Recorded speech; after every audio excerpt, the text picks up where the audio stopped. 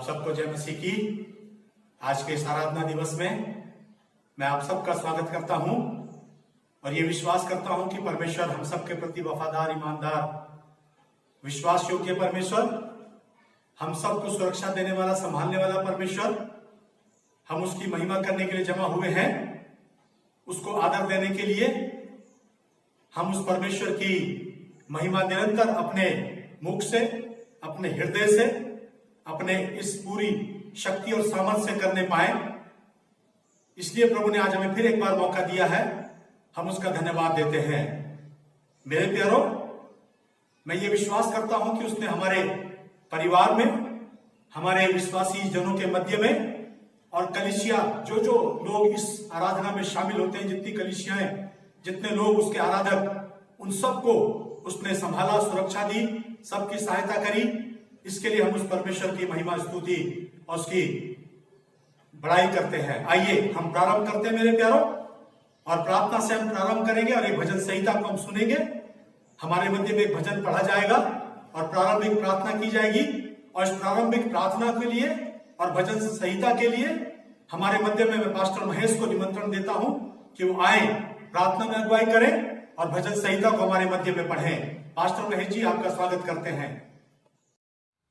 आप सबको जय मसीह की। प्रभु आपको बहुत आशीष दे। इस रविवार की आराधना में आप सभी का स्वागत है। आइए हम सब लोग प्रार्थना में चलें, अपने हाथ को जोड़ें और आंखों को बंद करें, प्रभु के सरमुख चलें। महान सामर्थ्य दयालु पिता परमेश्वर, प्रभु यीशु के नाम से एक बार फिर पिता हम सब आपके पास आते हैं और यीशु के नाम से पिता हम आपसे प्रार्थना करते हैं। प्रभु आपके नाम को धन्यवाद देते हैं कि प्रभु आपने हमें सबको संभाल के रखा ताकि प्रभु हम तेरी आराधना में शामिल हो सके। प्रभु हम इस समय विशेष प्रार्थना करते प्रभु, अपनी पूरी टीम को तेरे हाथों में सौंपते परमेश्वर। महान सामर्थ्य पिता परमेश्वर, हमारी टीम के प्रत्येक भाई बहन पर तेरी दया, तेरी आशीष हो, प्रत्येक दास भक्त को प्रभु अपनी सामर्थ्य से परिपूर्ण करें। और परमेश्वर जो अपनी सेवाओं को देते प्रभु, आप उनको आशीषित करें। प्रभु हम इस समय विशेष प्रार्थना करते प्रभु जी आपकी आराधना टीम के लिए परमेश्वर, जो आपकी आराधना के लिए प्रभु आते हैं प्रभु, आराधना करते प्रभु, उनको आशीषित करें प्रभु जी। और जो परमेश्वर मध्यस्थता की प्रार्थना होती है, वचन बांटा जाता है परमेश्वर, सबके द्वारा आपको महिमा मिले पिता। हम दुआ करते परमेश्वर प्रभु जी, जितने बीमार पाए जाते प्रभु, उन सबों को शिफा और चंगाइयाँ दे प्रभु जी। मैं आपका दास होने के नाते प्रार्थना करते, जो गवाही होती प्रभु, उसके द्वारा आपको महिमा मिले पिता। परमेश्वर हम प्रार्थना करते प्रभु जी, जो दसवां दान आता है प्रभु, सबके द्वारा भी आपके नाम की महिमा होने पाए पिता। हम इस पूरी आराधना को प्रभु आपके हाथों में सौंपते परमेश्वर। प्रभु हम विशेष प्रार्थना करते प्रभु, तेरे बच्चों के प्रत्येक जन के जीवन में प्रभु जी आशीष ठहरे और उनको प्रभु जी फ़ोन में नेट होने पाए ताकि तेरी ऑनलाइन आराधना को देख सके प्रभु जी। हम दुआ मांगते परमेश्वर तेरे दास भक्तों के लिए प्रभु, जो इसमें प्रभु अपना योगदान दे रहे प्रभु, आप सबों को आशीषित करें प्रभु। और विशेष आपके वचन के लिए हम प्रार्थना करते प्रभु, सुनने वालों पर 100 गुना और 60 गुना और 30 गुना फल आए प्रभु, और आपके नाम की महिमा हो प्रभु। आप बढ़े, हम घटे, प्रभु यीशु के नाम से मांगते हैं, आमीन। आइए हम लोग भजन संहिता 95 को पढ़ेंगे, 1 से लेकर 7 पद तक। आइए हम इस वचन को पढ़ते हैं। लिखा है, आओ हम यहोवा के लिए ऊंचे स्वर से गाएं, अपने उद्धार की चट्टान का जय जयकार करें। हम धन्यवाद करते हुए उसके सरमुख आएं और भजन गाते हुए उसका जय जयकार करें, क्योंकि यहोवा महान ईश्वर और सब देवताओं के ऊपर महान राजा है। पृथ्वी के गहरे स्थान उसी के हाथ में है और पहाड़ की चोटियां भी उसी की हैं। समुद्र उसका है और उसी ने उसको बनाया है, और स्थल भी उसी के हाथ की रचना है। आओ हम झुककर दंडवत करें, अपने कर्ता यहोवा के सामने घुटने टेकें, क्योंकि वही हमारा परमेश्वर है और हम सब उसकी चराई की प्रजा हैं और उसके हाथ की भेड़ें हैं। भला होता कि आज तुम उसकी बात सुनते। सो प्रभु के वचन के सुने और पढ़े जाने पर आशीष हो, प्रभु के नाम की महिमा हो, प्रभु की स्तुति हो।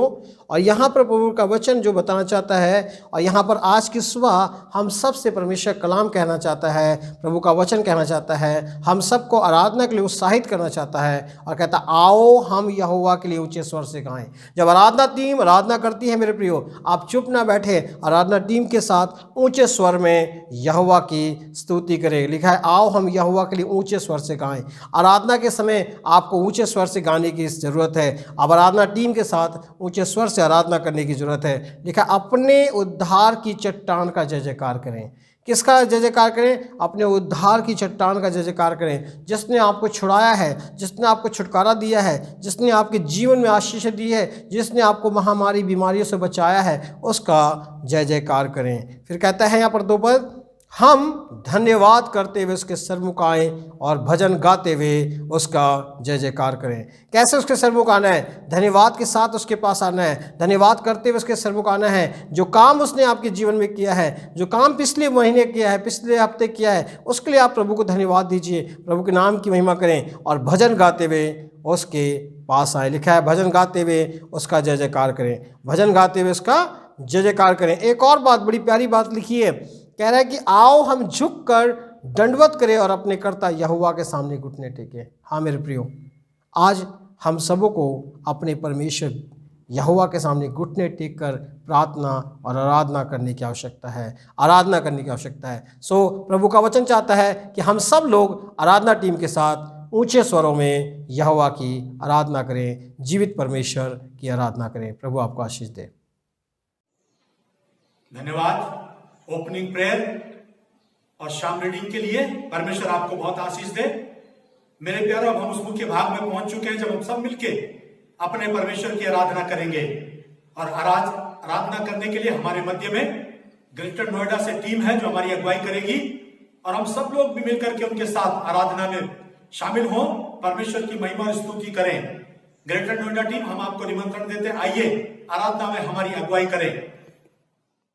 आप सबको जय मसीह की। परमेश्वर का धन्यवाद देते हैं कि एक और सुंदर दिन दिया जिसमें हम उसकी आराधना और स्तुति कर सकते हैं। परमेश्वर के वचन में भजन संहिता 96 वर्स 2 में ऐसा लिखा है कि यहोवा के लिए गाओ, उसके नाम को धन्य कहो, दिन प्रतिदिन उसके किए हुए उद्धार का शुभ समाचार सुनाते रहो। क्यों ना सच में हम दिन प्रतिदिन उसके नाम को धन्य कहें, जो उसने उपकार के कार्य हमारे लिए किए हैं उसका हम धन्यवाद करें। क्यों ना हम उसकी कुछ महिमा में कुछ गीतों को गाएं और उसकी आराधना करें, क्योंकि हमारा परमेश्वर, महान परमेश्वर जिसने हमें बनाया है और अभी तक संभाल के रखा है, ये उसकी दया है। तो क्यों ना हम कुछ गीतों को गाकर उसकी महिमा करें।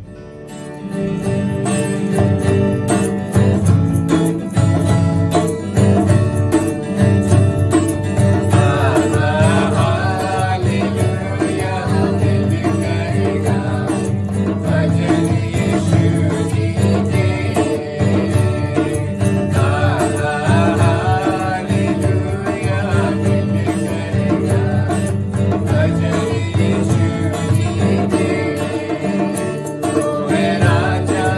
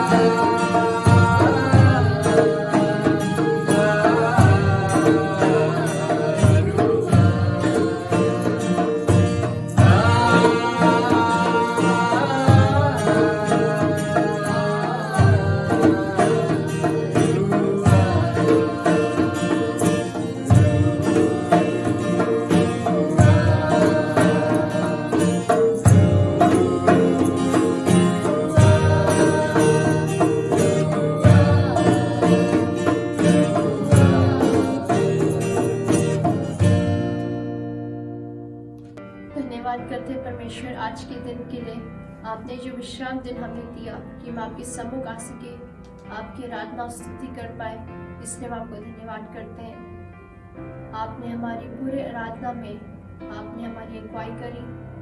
हम आपके नाम को धन्य कहते हैं, आपको स्तुति और आराधना करते हैं, क्योंकि आप आदर और महिमा के योग्य परमेश्वर हैं। आपने हमें अभी तक संभाला और आपने हमें इस लायक बनाया कि हम आपकी आराधना और स्तुति कर पाए, इसलिए हम आपको धन्यवाद करते हैं। पवित्र आत्मा, आपने हमारी अगुवाई करी आराधना में, आपकी स्तुति करने में, इसलिए हम आपको धन्यवाद करते हैं। आप हमारी आराधना को ग्रहण कीजिए और आप हमें और अपने आत्मा से भरिए, ताकि हम आपके सच्चे आराधक बन सके। आगे के पूरे समय को आपके हाथों में सौंपते हैं। जो भी वचन सुनते हैं वो हम उसको ग्रहण करके और उसके अनुसार करने वाले हो सके, और पूरे समय को आपके हाथों में सौंपते हैं। हर लोगों को जो यहाँ पे उपस्थित हैं, जो सुन रहे हैं, आप उन सबको अपनी आशीष दीजिए। हम जो भी सुनते हैं, जो भी उसे हम अपने जीवन में अमल कर सके। आपके हर आशीषों के लिए आपको धन्यवाद करते हैं। पवित्र आत्मा, आप हमारी अगुवाई कीजिए। यीशु मसीह के नाम से मांगते हैं, आमीन। हालेलुया। उस परमेश्वर की स्तुति और महिमा, इस आराधना के लिए सारा आदर हमारे परमेश्वर को मिले, और हम सब निरंतर इसी रीति से अपने उस परमेश्वर की स्तुति, महिमा और आराधना करते रहें। वक्त है कि हमारे बीच में इंटरसेसरी प्रेयर होगी, और आज इस प्रार्थना को करने के लिए, सारे विश्व के लिए, हमारे देश के लिए, कलीसियाओं के लिए, हम सब के लिए प्रार्थना करने के लिए आज मैं पास्टर संजय लाल को निमंत्रण देता हूं कि हमारे मध्य में आए और इंटरसेसरी प्रार्थना में हम सब की अगुवाई करें। पास्टर संजय लाल जी, हम आपका स्वागत करते हैं। प्रभु का धन्यवाद हो आज की आराधना के लिए। परमेश्वर ने मुझे और आपको ये बहुमूल्य समय दिया, ये जीवन दिया कि हम उसकी आराधना और उसकी स्तुति कंटिन्यू अपने जीवन में करते रहें। आइए हम प्रार्थना में चलेंगे। मेहरबानी से अपने स्थानों पर प्रार्थना की स्थिति में हो जाएं। पिता परमेश्वर, हम आपका धन्यवाद देते हैं। आपने हम सबको अपने अनुग्रह के नीचे प्रभु बनाए रखा। हम धन्यवाद देते हैं प्रभु कि आपने हमारे जीवन में ये उपलब्धि दी कि हम तेरी आराधना करने के लिए जिंदों की जमीन पर जीवित पाए जाते हैं। हम तेरा धन्यवाद देते हैं प्रभु कि तूने हमारे जीवन में यह अवसर दिया प्रभु कि हम अपने जीवनों को आपकी पवित्र वेदी पर लाकर स्तुति और प्रशंसा करने के लिए प्रभु, आपकी हमद और तारीफ करने के लिए प्रभु हम खड़े हो सकते हैं। हम तेरा धन्यवाद देते हैं प्रभु, जो अनुग्रह आपने हमारे जीवन में प्रभु फ्री में देकर और ये जाहिर किया कि प्रभु हम इस योग्य अपने आप को समझ सकें कि हमारा उद्धार और प्रभु हमें जो जीवन मिला वो केवल यीशु मसीह के द्वारा मिला। इसलिए प्रभु इस समय मैं प्रार्थना करता हूं, जो भी प्रार्थना के निवेदन प्रभु आए हैं आपके चरणों पर यीशु मसीह के नाम से, उन प्रार्थना विनतियों के लिए प्रभु मैं यहाँ से शुरुआत करता हूं कि जो लोग बीमार हैं प्रभु यीशु मसीह के नाम से आप उनको चंगाई दें। प्रभु जो लोग इस समय बिल्कुल अंतिम स्थिति में है, अंतिम स्टेज पर है प्रभु, लेकिन उनके जीवन में प्रभु कुछ भी दिखाई नहीं पड़ता है, लेकिन केवल प्रभु अगर प्रभु दिखाई दे रहा है और समझ आ रही है तो वो ये है कि हमें बचाने वाला हमारा परमेश्वर यहोवा राफा यीशु मसीह है जो बचा सकता है। इसलिए प्रभु मेरी ये प्रार्थना है, आप उनको उद्धार की योजना में सम्मिलित करें प्रभु, उनको बहुतायत का जीवन दें प्रभु, उनको चंगाई दें प्रभु, उनको स्पर्श करें यीशु मसीह के नाम से। प्रभु मैं इस समय प्रार्थना करता हूं प्रभु, जो लोग प्रभु बीते हुए समय में बीमार थे और उनको आपने जीवन दे दिया प्रभु, उनको आपने चंगाई दे दी प्रभु, मैं उनके जीवन के लिए, उनकी चंगाई के लिए, आपके स्पेशल अनुग्रह के लिए जो उनके जीवन पर उतरा है प्रभु, उसके लिए धन्यवाद देता हूं। इसलिए प्रभु इस आराधना की पुकार में मैं प्रभु इस प्रार्थना को भी आपके चरणों पर रखता हूं। जितने लोग इस समय ऑनलाइन आराधना में जुड़कर प्रभु आपकी संगति का लाभ उठाना चाहते हैं, आपके वचनों का लाभ उठाना चाहते हैं प्रभु, आपसे अनुग्रह पाना चाहते हैं प्रभु, प्रभु, आपसे चंगाई पाना चाहते हैं प्रभु। यीशु मसीह के नाम से हर एक के जीवनों के प्रभु आशीष के द्वार खोल दीजिए प्रभु। हर एक के जीवनों के द्वार, हर एक घर के द्वार प्रभु यीशु मसीह के नाम से खुल जाए प्रभु। बंधनों से आजाद हो जाए, छुटकारा पाए प्रभु। रेवलेशन और रेस्टोरेशन प्रभु जीवन में आ जाए, मेरी ये प्रार्थना है पिता परमेश्वर। ओ प्रभु, हमारे प्रभु तमाम कलीसियाओं में प्रभु, उत्तर भारत में, हिंदुस्तान में, विश्वव्यापी कलीसिया में प्रभु आप रिवाइवल लेकर आए, जागृति लेकर आए, ताकि लोग इस बात को समझ सकें कि उद्धार और मुक्ति और चंगाई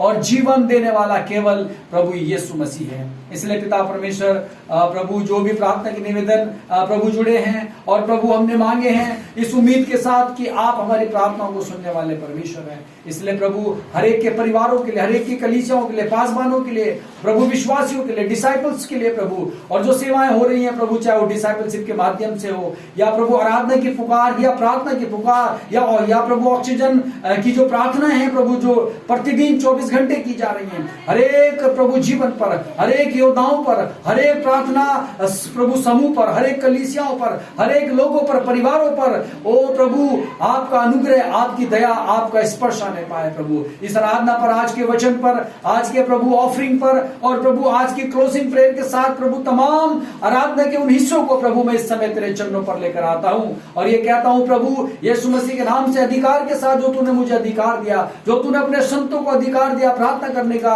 ओ प्रभु आशीष देने का, यीशु मसीह के नाम से प्रभु तूने अधिकार दिया, जो तुम बांधोगे बंधेगा, जो खोलोगे खुलेगा। इसलिए यीशु मसीह के नाम से प्रभु आज हम दरवाजों को खोल देते हैं, छुटकारे की प्रार्थना मांगते हैं प्रभु, चंगाई की प्रार्थना मांगते हैं, आराधना को कंटिन्यू ऑनलाइन होकर लोग जुड़ने के लिए, ओ परिवार और प्रभु सारे जवान और बच्चे और बुजुर्ग अजीज प्रभु इस समय ऐसी स्थिति में है जहां पर प्रभु हम बैठकर प्रभु आपकी आराधना का, वचनों का, प्रार्थनाओं का लाभ उठा सकते हैं। इसलिए प्रभु आप सबको खड़ा कीजिए प्रभु, दर्शन दीजिए प्रभु। ओ खुदावन तेरा धन्यवाद इस प्रार्थना को सुनने के लिए यीशु मसीह के नाम से मांगते हैं, आमीन। पास्टर संजय लाल जी, हम आपका धन्यवाद देते हैं प्रार्थना में हम सब की अगुवाई करने के लिए, मध्यस्थता की प्रार्थना जो विश्व के लिए, हमारे देश के लिए, हमारे देश में कलीसियाओं के लिए, हमारे प्रदेशों के लिए और हम सब के लिए जो आपने की। हम ये विश्वास करते हैं कि परमेश्वर हमारी इन प्रार्थनाओं को सुनता है, समय रहते प्रभु इनका जवाब देता है और हम सब की सहायता और मदद करता है। इसलिए सारा आदर हमारे परमेश्वर को मिले। अब समय है कि हम परमेश्वर के वचन को सुनेंगे और आज हमारे मध्य में परमेश्वर के वचन को पास्टर राजू जॉन हमारे मध्य में परमेश्वर के वचन का प्रचार करेंगे। सो मैं पास्टर राजू जॉन को निमंत्रण देता हूं कि वो आए, प्रभु का वचन हमारे मध्य में शेयर करें। पास्टर राजू जॉन जी, आपका स्वागत। प्रभु का धन्यवाद हो आज के सुंदर दिन के लिए। और नवजीवन चर्च दिल्ली की ओर से मैं पास्टर राजू आप सभी का जो इस ऑनलाइन के माध्यम से जुड़े हैं, प्रभु के दास दासी और जितने भी विश्वासी जन इस सभा से जुड़े हैं, उन सभी का मैं प्रभु यीशु के नाम में स्वागत करता हूं, अभिनंदन करता हूं। और मैं प्रभु का धन्यवाद देता हूं कि पास्टर साइमन के द्वारा मुझे ये अवसर मिला कि मैं इस प्रभु के वचन की सेवा को आज आप लोगों के बीच में लेकर आ सकूं। और मैं प्रभु का धन्यवाद देता हूं इन सारी बातों के लिए। आइए वचन में जाने से पहले हम सब अपनी आंखों को बंद करें, अपने मनों को तैयार करें कि आज का वचन हम सब के लिए, हमारे जीवन के लिए एक आशीष का कारण होने पाए। आइए हम सब प्रार्थना करते हैं। Hallelujah, hallelujah, hallelujah, hallelujah. धन्यवाद, धन्यवाद, धन्यवाद, धन्यवाद। राजाओं के राजा, प्रभुओं के प्रभु, रब्बियों के रब्बी, हम आपका हृदय और आत्मा से धन्यवाद देते हैं प्रभु। हम धन्यवाद देते हैं क्योंकि पिता परमेश्वर आप ही एकमात्र सच्चे और ज़िंदा खुदा हैं प्रभु। आपको छोड़ और कोई परमेश्वर है ही नहीं। परमेश्वर पिता, मैं धन्यवाद देता हूँ आज की सभा के लिए प्रभु। जितने दास दासी पिता परमेश्वर इस समय आपके वचन को सुनने के लिए पिता परमेश्वर अपने कानों को लगाते हैं प्रभु, हम प्रार्थना करते हैं उन्हें कानों को खोलना प्रभु और अपने भेदों को प्रकट करना, ताकि तेरी बातें, तेरे गुण भेद हम अपने जीवन में लागू कर सकें और तेरी महिमा को जान सकें प्रभु। धन्यवाद देते हैं प्रार्थना सुनने के लिए, यस्सु के जीवित नाम से मांगते हैं, आमीन। प्रभु का धन्यवाद हो मेरे बहनों भाइयों। और मैं धन्यवाद देता हूं कि परमेश्वर एक बार फिर से हमारे वचन में हमें वचन की सेवा के लिए तैयार किया। और मेरे साथ एक वचन को निकालेंगे, फिलिपियों की पुस्तक 3 अध्याय और उसकी हम लोग पहली आयत से और दूसरी आयत को पढ़ेंगे। दूसरी आयत को हम लोग पढ़ेंगे। कुत्तों से चौकस रहो और उन बुरे काम करने वालों से चौकस रहो, उन काट कूट करने वालों से चौकस रहो। तीसरी आयत कहती है, क्योंकि खतना करने वाले तो हम ही हैं जो परमेश्वर की आत्मा की अगुवाई से उपासना करते हैं और मसीह यीशु पर घमंड करते हैं और शरीर पर भरोसा नहीं रखते। हालेलुया। प्रभु का वचन हमें स्पष्ट रूप से एक बात को सिखाता है। यहाँ पर वचन हमें स्पष्ट रूप से परमेश्वर का एक सेवक, परमेश्वर का दास सेवक पौलुस जो है वो हमें हमारे आत्मिक जीवन के प्रति एक चौकस रहने के लिए, हमारी आत्मिक जीवन के प्रति एक सच्चाई और एक ईमानदारी से रहने के लिए यहाँ पर प्रभु का वचन हमें स्पष्ट रूप से बताता है।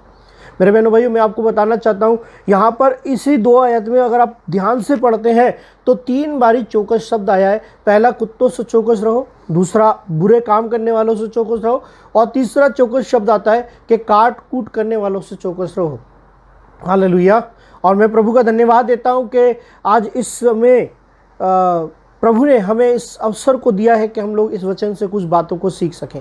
सच में मेरे बहनों भाइयों, मैं आपको एक बात बताना चाहता हूं कि पौलुस जो है यहाँ पर हमारे जीवन में एक बात को बोलता है, कहता है तुम चौकस रहो, उन सारी बातों के प्रति चौकस रहो जिन बातों के द्वारा आपकी आत्मिकता या आपकी आत्मिकता की जो सच्चाई है वो रद्द होती है या आपकी आत्मिकता की सच्चाई जो है वो फीकी पड़ जाती है। और मेरे बहनों भाई, मैं आपको एक बात बताना चाहता हूँ, आज बहुत सारे लोग जो हैं वो परमेश्वर को जानकर भी परमेश्वर में जो है गंभीर नहीं है। उनका जीवन जो है वो परमेश्वर में गंभीर नहीं है। आज भी मेरे बहनों भाइयों, हम लोग आत्मा में होने के बावजूद भी, हम लोग कई दफ़े हम लोग परमेश्वर की आत्मा की अगुवाई में चलने के बावजूद भी आज हम लोग कई दफ़े आत्मा के आत्मिक बातों में जो है चूक जाते हैं। हालेलुया। और मैं आपको बताना चाहता हूँ, पौलुस जो है वो उन्हीं बातों को स्पष्ट रूप से कहता है। जैसे मैं आपको एक उदाहरण देना चाहूँगा, उसकी पहली आयत में इस प्रकार से लिखा है, इसलिए हे मेरे भाइयों प्रभु में आनंदित रहो और प्रभु में आनंदित रहो। वह ही बातें मैं तुम्हें बार बार लिखने में मुझे कोई कष्ट नहीं होता। यानी कि बहुत सी बातें ऐसी हैं जो पौलुस लिखता है और उस लिखते समय उसे एक कष्ट का जो है सामना करना पड़ता है या एक कष्ट से वो होकर गुजर रहा होता है। लेकिन परमेश्वर का दास यहाँ पर कहता है जो प्रभु में आनंदित करने वाली बातें हैं या जो प्रभु में आनंद करने वाली चीज़ें हैं, उन बातों को करने में या उन बातों को बोलने में जो है मुझे कोई भी संकोच नहीं होता। मेरे को आनंदित होता, इस बात में मैं आनंदित होता हूँ कि तुम प्रभु में आनंदित हो। हालेलुया। और मेरे बहनों भाइयों, मैं आपको एक बात बताना चाहता हूँ, पहली बात जो हमारी आत्मिकता को बिगाड़ती है वो है आनंद। आनंद जो है वो हमारी आत्मिकता को बिगाड़ता है। वचन हमें स्पष्ट रूप से बताता है कि प्रभु के निकट आनंद की भरपूरी है। लेकिन मेरे बहनों भाइयों, आज हम प्रभु के निकट ना आकर हम संसार में, सांसारिक बातों में, अपने फ़ोन में, इंस्टाग्राम पे, फेसबुक पे, पता नहीं कहाँ कहाँ हम लोग हंसी मजाक की वीडियो या और भी नाना प्रकार की वीडियोस देखकर अपना मनोरंजन करते हैं। लेकिन परमेश्वर का वचन हमें बताता है प्रभु में आनंदित रहने के लिए, उसके आत्मा में आनंदित रहने के लिए, परमेश्वर के निकटता में रहने के लिए, क्योंकि परमेश्वर का निकट में अगर हम लोग रहते हैं या परमेश्वर की निकटता में अगर हम लोग हैं तो मेरे बहनों भाइयों, एक ऐसा आनंद जो संसार हमें नहीं दे सकता, वो आनंद हमारे जीवन में रहता है। हालेलुया। और मेरे बहनों भाइयों, मैं आपको एक बात बताना चाहता हूँ, आज बहुत सारे लोग जो हैं नाना प्रकार की चीज़ों में आनंद ढूंढते हैं। कोई आनंद ढूंढता है अपने दोस्तों में, कोई आनंद ढूंढता है मूवीज़ में, कोई आनंद ढूंढता है सॉन्ग्स में, कोई आनंद ढूंढता है और भी चीज़ों में, नाना प्रकार की चीज़ों में हम लोग आनंद को ढूंढते डोल रहे हैं आज। और मेरे बहनों भाइयों, कई लोग जो हैं वो पी कर आनंदित हो जाते हैं, है ना। वचन बताता है कि दाख मधु से मतवाले मत बनो। हालेलुया। वचन बताता है कि दाख रस से मतवाले मत बनो। कई लोग इसलिए जो है उसमें आनंद ढूंढते हैं और जब तक वो नशा या जब तक वो बात उस माहौल में वो रहते हैं, जब तक ही वो आनंद है, उसके बाद वो आनंद खत्म हो जाता है। लेकिन मेरे बहनों भाइयों, ये सारे आनंद, ये सारी बातें या जो संसार के जितने भी आनंद है, ये सारे आनंद जो है हमारी आत्मिकता को जो है वो नष्ट करते हैं। हालेलुया। हमारी आत्मिकता को नष्ट करते हैं। और प्रभु का वचन हमें स्पष्ट रूप से कहता है कि प्रभु में आनंदित रहने के लिए, और वचन बताता है कि अगर हम प्रभु में हैं तो हम आनंदित हैं। प्रभु में हमें आनंदित रहना है और आनंदित रहते हुए भी हमें अपने जीवन में जो है कुछ बातों के प्रति सावधान रहने की जरूरत है, चौकस रहने की जरूरत है। क्योंकि वचन हमें स्पष्ट बताता है कि अगर हम अपने आनंद के, हम अपनी बातों के प्रति, हम अपनी आत्मिकता के प्रति आनंद नहीं है, तो हम किसी भी प्रकार से प्रभु के साथ हम आनंदित नहीं है हो सकते। हालेलुया। और मैं आपको एक बात बताना चाहता हूँ कि प्रभु में आनंदित रहने का एक अच्छा और एक आसान तरीका ये है कि हम लोग उसके वचन में बने रहें। राजा दाऊद पता क्या कहता है, भजन संहिता 119 अध्याय में इस प्रकार से लिखा है कि इससे पहले कि मैं भटकता था, लेकिन अब प्रभु मैं तेरे वचन को मानता हूँ। अब मैं तेरे वचन को मानता हूँ, और तेरे वचन को मानने के समय मेरे जीवन में जो आनंद आता है, मुझे जो अंदर से खुशी मिलती है, मुझे जो अंदर से एक उत्साह मिलता है, वो प्रभु कहीं नहीं मिलता, वो कहीं नहीं मिलता। जैसे भजन संहिता 15 अध्याय पढ़ेंगे, वहां पे क्या लिखा है कि तेरे पवित्र पर्वत पे कौन बसने पाएगा और तेरे पवित्र मंदिर में कौन रहने पाएगा, तेरे पवित्र मंदिर में कौन रहने पाएगा। वहां पर हम देखते हैं कि वहां पर इस प्रकार से लिखा है कि तेरे पवित्र मंदिर में कौन रहने पाएगा, और वचन में वहां पे स्पष्ट रूप से बताता है कि परमेश्वर के मंदिर में रहना, या परमेश्वर के साथ रहना, या परमेश्वर की उपस्थिति में रहना, या परमेश्वर में आनंदित रहना, हम वही लोग रह सकते हैं जो अपने आप को अपनी आत्मिकता के जीवन, अपनी आत्मिक जीवन के प्रति, या अपने आत्मिक जीवन अपने रिलेशन के प्रति, प्रभु और अपने रिलेशन के प्रति जो लोग गंभीर हैं। अगर हम लोग गंभीर नहीं है, तो मैं आपको एक बात बताना चाहता हूं। वचन कहता है, गलातियों 6 अध्याय में लिखा है कि धोखा ना खाओ, परमेश्वर ठट्टों में नहीं उड़ाया जाता। मनुष्य जो कुछ बोता है वही वो काटता है। और मेरे बहनों भाइयों, प्रभु का वचन हमें बताता है कि प्रभु में आनंदित रहना, और इन बातों को हमें ठट्टे में नहीं लेना है, इन बातों को हमें हंसी मजाक में नहीं लेना है। हमें अपने आत्मिक जीवन को, हमें अपनी आत्मिक समर्पण को जो है, हमें हंसी मजाक में नहीं लेना है। आज मेरे बहनों भाइयों, प्रभु में आने के बाद भी लोग जो है एक साधारण जीवन जीते हैं, एक ऐसा जीवन जीते हैं कि नॉर्मल लाइफ की तरह जीते हैं। प्रार्थना करने का मन हुआ तो करी, नहीं करने का मन हुआ तो नहीं करी। वचन पढ़ने का मन करा तो करा, नहीं करा तो नहीं पढ़ा तो नहीं पढ़ा। कई दफ़े मेरे बहनों भाइयों, बहुत सारे लोग जो है वचन को भी नहीं पढ़ते हैं, बहुत सारे लोग वचन को मनन भी नहीं करते हैं, बहुत सारे लोग प्रार्थना का जीवन भी नहीं जीते हैं, बहुत सारे लोग जो है मेरे बहनों भाइयों प्रभु के साथ अपना एक अच्छा रिश्ता भी नहीं बनाते हैं, और वही लोग जो है दुनियावी बातों में आनंद को ढूंढते हैं। वही लोग जो है वो दुनियावी बातों में आनंद ढूंढते हैं। आज मेरे बहनों भाइयों, आनंद के चक्कर में मेरे बहनों भाइयों हम लोग कई चीज़ों को देखते हैं, कई चीज़ों को देखते हैं, है ना। मेरे बहनों भाइयों, मैं आपको एक बात बताना चाहता हूँ, असली आनंद वो नहीं है जो संसार में है। असली आनंद वो है जो प्रभु के आत्मा में, प्रभु की उपस्थिति में है, जो आनंद। उस आनंद के बारे में राजा दाऊद कहता है कि तेरे पवित्र पर्वत पे कौन बसने पाएगा और तेरे पवित्र स्थान में कौन रहने पाएगा। प्रभु, इस आनंद में, इस बातों में मैं रहना चाहता हूँ। वहां पर एक क्वेश्चन मार्क है, अगर आप पढ़ेंगे ध्यान से तो वहां पे क्वेश्चन मार्क है कि तेरे पवित्र पर्वत पे कौन बसने पाएगा और तेरे पवित्र नगर में कौन रहने पाएगा।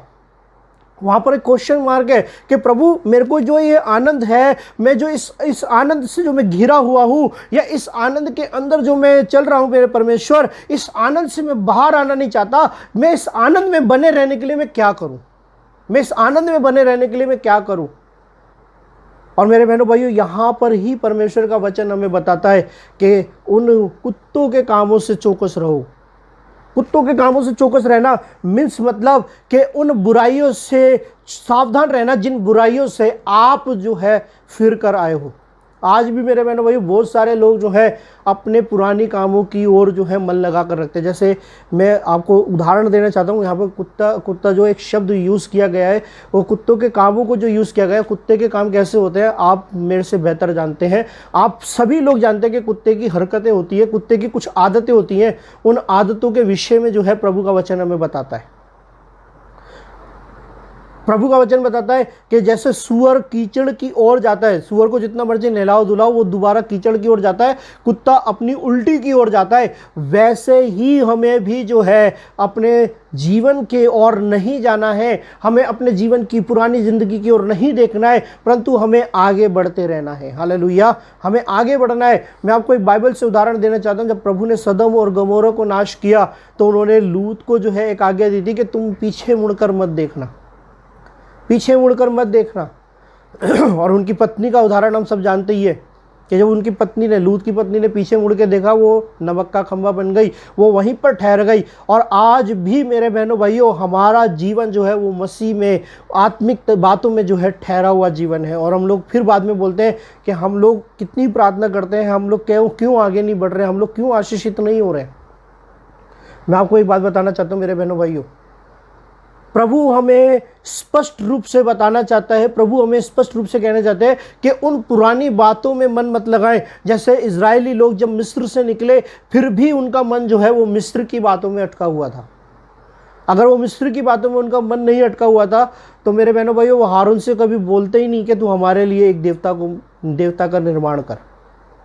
और मैं आपको एक बात बताना चाहता हूँ मेरे बहनों भाइयों, जिन जाति से, जिन रिवाजों से, जिन परंपराओं से हम लोग छूट कर आए हैं, उन्हीं परंपराओं में हमारा मन जो है वो आज भी लगा रहता है। और प्रभु का वचन हमें यहीं पे कहता है कुत्तों के कामों से सावधान रहें। उन कामों से सावधान रहें, जैसे कुत्ता उल्टी कर कर दोबारा से उसी उल्टी की ओर भागता है। हम अपने जीवन में जिन कामों को छोड़ कर आए हैं या जिन आदतों को छोड़ कर आए हैं, हम उन आदतों में दोबारा से ना जाएं। क्योंकि मेरे बहनों भाइयों, मैं आपको एक बात बताना चाहता हूँ, यहाँ पर आत्मिकता के प्रति चौकस रहने के लिए प्रभु का वचन बताता है। अगर हम आत्मिक जीवन के प्रति चौकस नहीं है, हम अपने परमेश्वर के बलिदान के प्रति समर्पण चौकस नहीं है, प्रभु ने हमारे लिए क्या किया, उन कामों के प्रति अगर हम चौकस नहीं है, तो हमारा जीवन आज भी जो है मेरे बहनों भाइयों वो रुका हुआ है। वो रुका हुआ है मसीहत में, हम लोग बढ़ ही नहीं रहे हैं। लेकिन मैं आपको एक बात बताना चाहता हूँ मेरे बहनों भाइयों, परमेश्वर का वचन हमें स्पष्ट रूप से बताता है। वहाँ पे लिखा है, और क्या लिखा है कि उन बुरा काम करने वालों से चौकस रहो। बुरा काम करने वाले कौन? भजन संहिता 1 अध्याय को आप पढ़ेंगे तो वहाँ पे इस प्रकार से लिखा है, वहाँ पे इस प्रकार से लिखा है, क्या ही धन्य है वे मनुष्य जो दुष्टों की युक्ति पर नहीं चलता और पापियों के मार्ग पर नहीं खड़ा होता। हालेलुया। मैं आपको बताना चाहता हूँ मेरे बहनों भाइयों, बुरे काम, वो सारे काम, बुरे काम जिन कामों को कई लोग हमें करने के लिए उकसाते हैं। जैसे मैं आपको उदाहरण देना चाहता हूँ बाइबल में से, मेरे साथ निकाले मत्ती रचित नीति वचन, उसका 1 अध्याय और उसकी 11वीं आयत को हम लोग पढ़ेंगे। मैं उसमें से ही एक आयत को पढ़ना चाहता हूँ। 11वीं आयत नीति वचन 1 अध्याय उसकी 11वीं आयत को हम लोग पढ़ेंगे। एक मिनट, सॉरी, प्रभु आशीष करे। हालेलुया। वहाँ पे लिखा है, यदि वह कहे हमारे संग चल कि हम हत्या करने के लिए घात लगाएं, हम निर्दोष की ताक में रहें। हालेलुया। वचन कहता है, देखिए वहाँ पे क्या लिखा, 10वीं आयत में भी लिखा है कि हे मेरे पुत्र, यदि पापी लोग तुझे फुसलाए तो तू उनकी बातों में ना आना। मेरे बहनों भाइयों, संसार की बहुत सी ऐसी बातें हैं, संसार के ऐसे बहुत से काम हैं जो हमें फुसलाते हैं। शैतान हमें फुसलाता है, शैतान की बातें हमें फुसलाती हैं, हमारा मन हमें फुसलाता है, हमारे विचार हमें फुसलाते हैं, हमारे विचार हमें फुसलाते हैं, हमारे विचार हमें इंकरेज करते हैं कि हम जाकर अपनी पुरानी बातों को या उन पुराने कामों को दोबारा से दोहराएं। आपको मैं एक उदाहरण देना चाहता हूं, यदि आपने किसी काम को करने के लिए, किसी काम को ना करने के लिए प्रभु से वायदा किया, तो मैं आपको बताना चाहता हूं आपका मन जो है बार बार वही काम करने का, आपका मन जो है बार बार उसी काम को करने के लिए उत्तेजित होगा। वचन कहता है कि तुम सावधान रहो उन बुरे काम करने वालों से, उन बुरी संगति से। वचन बताता है, यदि वह कहें हमारे संग चल कि हम हत्या करने के लिए घात लगाएं। मैं आपको बताना चाहता हूं मेरे बहनों भाइयों, एक इंसान जब पुरानी ज़िंदगी को छोड़कर आता है तो वो पुरानी ज़िंदगी जो है उसे बार बार खींचने की कोशिश करती है। और यही ऐसी बातें हैं, यही ऐसी आदतें हैं, यही ऐसी कार्य हैं जो हमारी आत्मिकता को बर्बाद करते हैं। हम लोग कई दफ़े मसीह में तो आ गए, लेकिन हम लोग चर्च में प्रार्थना में तो हैं, हम चर्च में तो जाते हैं, हम लोग प्रार्थना भी करते हैं, लेकिन कई दफ़े हमारा पुराना एटीट्यूड या पुरानी बातें जो हैं वो आज भी हमारे अंदर बनी हुई हैं। हमारा मन हमें फुसलाता है। पौलुस ने क्या कहा कि जिस भले काम को करने की इच्छा मैं करता हूँ वो तो मुझसे बन नहीं पड़ते, परंतु बुराई मेरे जीवन में आती है, बुराई मेरे जीवन से होती है। मैं आपको बताना चाहता हूँ मेरे बहनों भाइयों, इसलिए पौलुस कहता है कि मैं अपनी देह को मारता, कूटता और वश में लाता हूँ कि परमेश्वर के विरुद्ध पाप ना करूँ। वह पौलुस कहता है कि मैं अपनी हर एक अभिलाषा को मसीह यीशु के अधीन करता हूं। हालेलुया। हर एक शारीरिक अभिलाषा को, हर एक मानसिक अभिलाषा को, जो आपकी आत्मिकता को, वो काम जो आपकी आत्मिकता को खराब करते हैं, उन्हें हमें बांध कर, उन्हें कैच करके, उन्हें परमेश्वर में कैदी बनाकर उन्हें परमेश्वर के अधीन करना है, उन आदतों को अधीन करना है। हालेलुया। मैं आपको बताना चाहता हूँ मेरे बहनों भाइयों, आपकी आदत कोई भी हो सकती है, ज़्यादा फ़ोन यूज़ करने की, लेट सोकर लेट उठने की, और भी बहुत सारी ऐसी आदतें जो आपके जीवन में हो सकती हैं मेरे बहनों भाइयों। हंसी मजाक करने की, ठट्टा करने की, दूसरे का मजाक उड़ाने की आदतें आपके जीवन में हो सकती है, दूसरे को नीचा दिखाने की आदत आपके जीवन में हो सकती है। और मेरे बहनों भाइयों, यही बातें हमारी आत्मिकता को खराब करती हैं। और मैं आपको एक बात बताना चाहता हूँ, एक बात और बताते हैं कि वचन में इस प्रकार से लिखा है, गलातियों की पुस्तक, गलातियों की पुस्तक हम लोग पढ़ेंगे, और गलातियों 6 अध्याय उसकी पहली आयत कहती है, हे भाइयों, यदि कोई मनुष्य अपराध में पकड़ा भी जाए तो तुम जो आत्मिक हो नम्रता के साथ ऐसों को संभालो। हालेलुया। नम्रता के साथ ऐसों को संभालो। और वहां पे उसके आगे ये भी लिखा है, और अपनी भी चौकसी करो कि तुम परीक्षा में ना पड़ो। हालेलुया। मेरे बहनों भाइयों, मैं आपको एक बात बताना चाहता हूं, यहां पर लिखा है, वचन कहता है तुम जो आत्मिक हो ऐसों को संभालो, है ना। पहली बात कि जब लोग तुम्हें फुसलाए तो तुम उनके फुसलाने में मत आना। दूसरी बात, वचन कहता है कि तुम अपने आप को चौकस रखो, तुम जो आत्मिक हो ऐसों को संभालो जो पाप में पकड़े जाएं। और मेरे बहनों भाइयों, हम लोग क्या करते हैं कि वहां पे हम लोग क्या करते हैं, नम्रता के साथ नहीं, हम लोग कई दफे क्या करते हैं, दोष लगाने का विचार हमारे जीवन में आ जाता है। अरे इसने ये काम किया, मैं इसको जरूर ऐसे नीचा दिखाऊंगा, अब मेरे को मौका मिला है कि मैं इसको नीचा दिखाऊं। हालेलुया। मैं आपको एक बात बताना चाहता हूँ मेरे बहनों भाइयों, वचन हमें बता क्या कहता है, मत्ती रचित सुसमाचार उसका 7 अध्याय उसकी पहली आयत में लिखा है, मेरे साथ पढ़े, और मत्ती रचित सुसमाचार उसका 7 का पहला, वहाँ पे लिखा है, दोष मत लगाओ कि तुम पर भी दोष ना लगाया जाए, क्योंकि जिस प्रकार तुम दोष लगाते हो उसी प्रकार तुम पर भी दोष लगाया जाएगा। जिस नाप से तुम नापते हो उसी नाप से तुम्हारे लिए भी नापा जाएगा। हालेलुया। वचन हमें स्पष्ट बताता है कि हम आत्मिक जीवन को जीते हैं और हम आत्मिकता में हैं, तो सबसे पहली बात यह है कि हमें चौकस रहना है। दूसरी बात, हमें फुसलाने में नहीं आना है, हमें शरीर के फुसलाने में, कामों के फुसलाने में, लोगों के फुसलाने में, दोस्तों के फुसलाने में, संसार के फुसलाने में, शैतान के फुसलाने में नहीं आना है। और तीसरी बात यह है कि हमें आत्मिक जीवन के प्रति चौकस इसलिए रहना है कि हम किसी पर दोष ना लगाएं। आज मेरे बहनों भाइयों, मैं आपको बताना चाहता हूं, दोष आरोपण ज्यादा है। आज बहुत सारे लोग जो हैं एक दूसरे पर दोष लगाते हैं, वो ऐसे हैं, वो इस तरह है, वो ऐसा है, वो फलाना है, वो ढिंका है। मैं आपको बताना चाहता हूं, प्रभु का वचन हमें स्पष्ट रूप से इन चीज़ों के लिए मना करता है। आप एक बात बताइए, क्या कभी यीशु मसीह ने किसी पर दोष लगाया? नहीं लगाया, नहीं लगाया उन्होंने दोष। हम इतने पापी थे, फिर भी परमेश्वर ने हमारे पापों को सिर्फ आंख मीचकर क्षमा कर दिया, और हमें भी एक नमूना बन के दिखाया कि हमें ऐसा ही बनना जरूरी है। हालेलुया। हमें ऐसा ही होना जरूरी है। और मेरे बहनों भाइयों, हम क्या कर रहे हैं? दोष लगा रहे हैं, एक दूसरे पर दोष लगा रहे हैं, एक दूसरे को नीचा दिखा रहे हैं, एक दूसरे को बदनाम कर रहे हैं, एक दूसरे को हम लोग क्या करते हैं, दांत से काटते हैं, और हम कहते हैं कि हम लोग आत्मिक हैं। मैं आपको बताना चाहता हूँ, हम लोग आत्मिक नहीं है। दरअसल प्रभु का वचन बताया क्या कहता है, आज भी प्रभु ऐसे याजकों को, ऐसे लोगों को ढूंढता है जो आत्मा और सच्चाई से उसकी आराधना करें।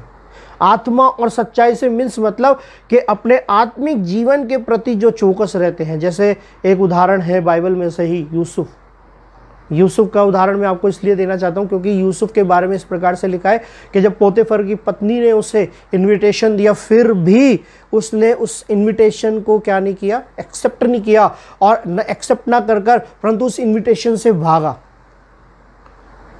और वचन क्या कहता है, वो भजन संहिता 119 अध्याय उसकी, वहां पे क्या लिखा है, जवान अपनी चाल को किस उपाय से शुद्ध करे, सिर्फ तेरे वचन को माने जाने के द्वारा। तेरे वचन को माने जाने के द्वारा। यानी कि अगर हमें अपने जीवन को शुद्ध करना है, हमें अपने जीवन को परमेश्वर के योग्य बनाना है, और जैसे पौलुस ने फिलिपियों की पुस्तक में एक बात लिखी, वहाँ पर उसमें इस प्रकार से लिखा है मेरे बहनों भाइयों, अगर फिलिपियों 3 अध्याय पढ़ते हैं हम लोग तो उसकी 7वीं आयत कहती है, परंतु जो जो बातें मेरे लिए लाभ की थी उन्हीं को मैंने मसीह के कारण हानि की समझ लिया। यानी कि पौलुस कहता है कि जिन जिन बातों से मुझे लाभ था, जिन जिन बातों से मेरे को फायदा हो सकता था, जिन जिन बातों से मुझे एक अच्छा मतलब एक पोस्ट मिल सकती थी, उन्हीं बातों को मैंने जो है कूड़ा समझ लिया। अगर यूसुफ पोतीफर की पत्नी के साथ मेरे बहनों भाइयों अगर उस मौके का वो फायदा उठाता, तो मैं आपको एक बात बताना चाहता हूँ, पोतीफर का पूरा घर जो है वो उसके अंडर में होता, उसकी पत्नी उसके अंडर में होती, सब लोग उसके अंडर में होते, लेकिन फिर भी उसने उस मौके का फायदा नहीं उठाया। और आज हम लोग मेरे बहनों भाइयों कई दफ़े हम लोग क्या करते हैं, हम लोग जब अकेले में होते हैं तो कई दफ़े हमारे शरीर की अभिलाषाएं या हमारे मन के अंदर ऐसे विचार आ जाते हैं कि हम उस मौके का फ़ायदा उठाने की सोचते हैं। लेकिन मेरे बहनों भाइयों वचन हमें स्पष्ट रूप से मना करता है इन सारी चीज़ों को करने के लिए, इन सारी बातों को करने के लिए। पौलुस कहता है जिन बातों को, जो बातें मेरे लिए लाभ की थी, उनको मैंने मसीह यीशु में कूड़ा समझ लिया है। मैंने मसीह यीशु के कारण क्या समझ लिया है, वहां पे लिखा है कि हानि की, है ना, मसीह के कारण हानि की समझ लिया है। यानी कि मैं संसार में आपको देखकर फायदे होगा, आपको झूठ बोलकर फायदा होगा, आपको बहुत सारे काम, अपने काम निकालने के लिए झूठ बोलना पड़ेगा, या अपने काम निकालने के लिए बहुत सी ऐसे काम करने पड़ेंगे जो संसार के लिए सही है, संसार की निगाह में तो सही है, लेकिन प्रभु के वचन के अनुसार क्या वो सही है? लेकिन मेरे बहनों भाइयों प्रभु का वचन हमें जो है ना स्पष्ट रूप से उन बातों से बाहर आने के लिए कहता है। पौलुस कहता है कि मेरे लिए वो हानि की बात नहीं है, मेरे लिए वो हानि की बात है, मेरे लिए वो हानि की बात है, जो मेरे लिए लाभ की है वही मेरे लिए हानि की है। आज मैं आपको एक बात बताना चाहता हूँ, आपके जीवन में क्या क्या चीज़ें हैं जो आपके लाभ की हैं, और आप उन लाभ की बातों को आप प्रभु के वचन के साथ तुलनात्मक करके देखें, प्रभु के वचन के साथ उन बातों को जो है मैच करके देखें। हो सकता है आप किसी पे दोष लगा रहे हो, दोष लगाने के कारण उस व्यक्ति का बनता हुआ काम बिगड़ जाए, या उस व्यक्ति का कोई काम है वो रुक जाए। लेकिन मैं आपको बताना चाहता हूं,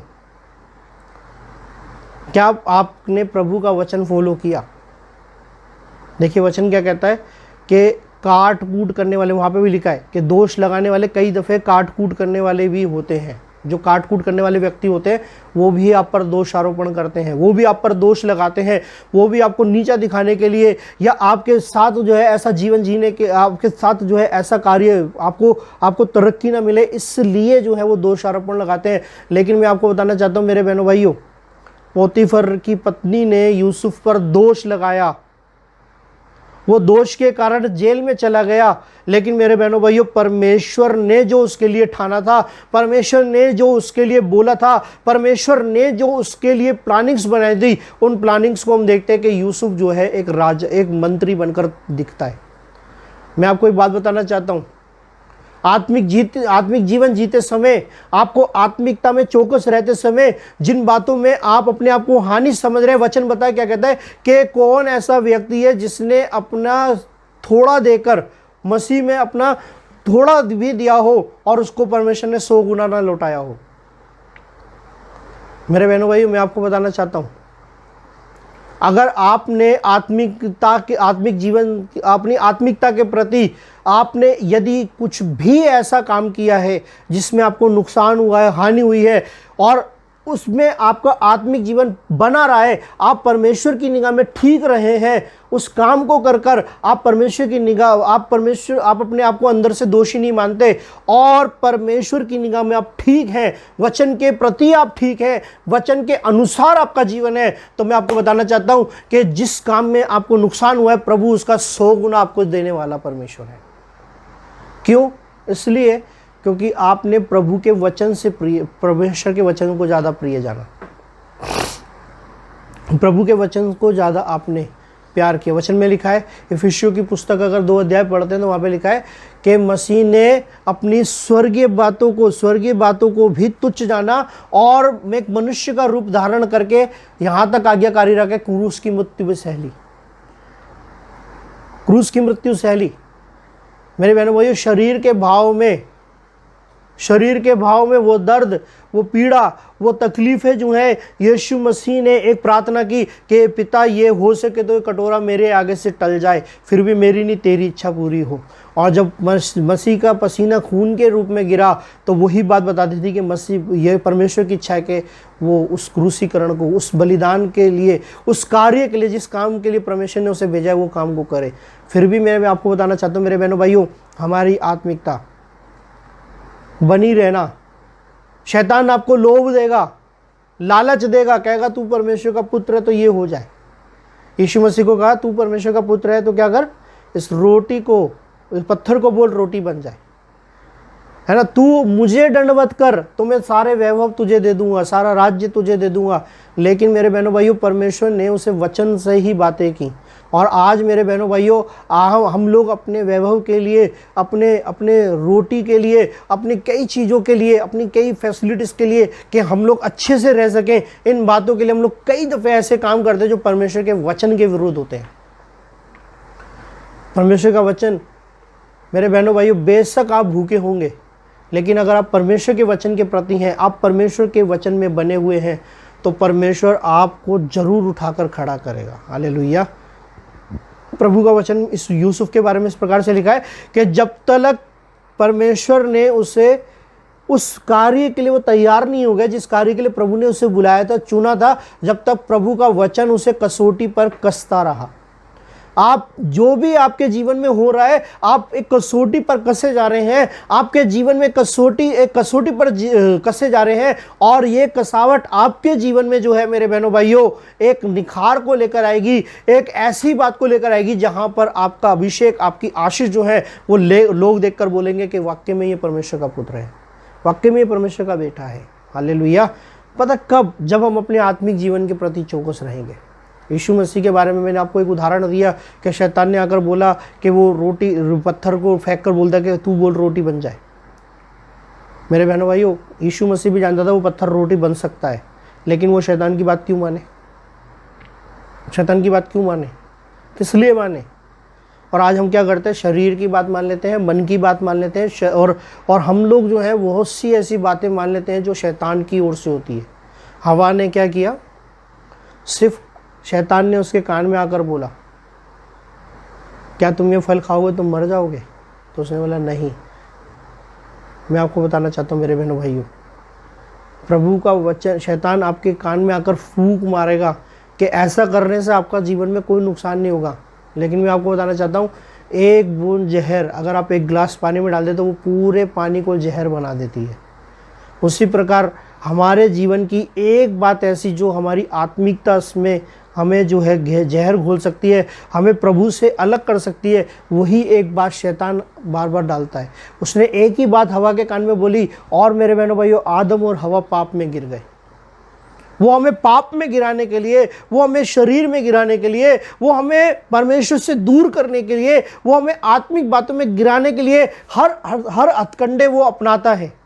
वो इसलिए अपनाता है ताकि आप प्रभु से अलग हो जाए। नहीं मेरे बहनों भाइयों, और जब हम प्रभु से अलग होते हैं तो हम क्या होते हैं? निराश हो जाते हैं, उदास हो जाते हैं, हमारा आनंद चला जाता है। लेकिन जब प्रभु की बातों में हम बने रहते हैं तो प्रभु का आनंद निरंतर हमारे जीवन में कार्य करता है। हालेलुया। मैं आपको एक बात बताकर समाप्त करूंगा यहाँ पर। वचन कहता है कि प्रभु में सदा आनंदित रहो।